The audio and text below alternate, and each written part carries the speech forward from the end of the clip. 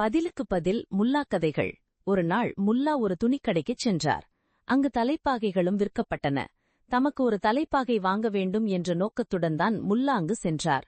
அழகான ஒரு தலைப்பாகையை தேர்ந்தெடுத்து விலை பேசினார். பிறகு தலைப்பாகையை தலையில் அணிந்து கொண்டார். அந்த கடையில் அழகான சால்வைகளும் விற்கப்படுவதை முல்லா கண்டார். தலைப்பாகைக்கு பதிலாக சால்வையை வாங்கிவிடலாம் என்று அவருக்கு தோன்றியது. அதனால் அவர் கடைக்காரனை பார்த்து, இந்த தலைப்பாகைக்கு பதிலாக சால்வையை வாங்கிக் கொள்கிறேன். இரண்டின் விலையும் ஒன்றாகத்தானே இருக்கிறது என்றார். உங்கள் விருப்பம் போல எதை வேண்டுமானாலும் வாங்கிக் கொள்ளுங்கள் என்றார் கடைக்காரர். முல்லா தலைப்பாகையை கழற்றி கொடுத்துவிட்டு சால்வையை எடுத்துக்கொண்டு புறப்பட்டார். ஐயா, நீங்கள் வாங்கிய சால்வைக்கு பணம் கொடுக்கவில்லையே என்று கடைக்காரர் கேட்டார். நானேன் பணம் கொடுக்க வேண்டும்? தலைப்பாகைக்கு பதிவாகத்தானே சால்வையை வாங்கிக் கொண்டேன் என்றார் முல்லா. அப்படியானால் தலைப்பாகைக்கு பணம் கொடுங்கள் என்றார் கடைக்காரர். தலைப்பாகைக்கு ஏன் பணம் தர வேண்டும்? அதைத்தான் உங்களிடம் திருப்பிக் கொடுத்து விட்டேனே என்று கூறிவாறு கடையை விட்டு கம்பீரமாக வெளியே நடந்தார்.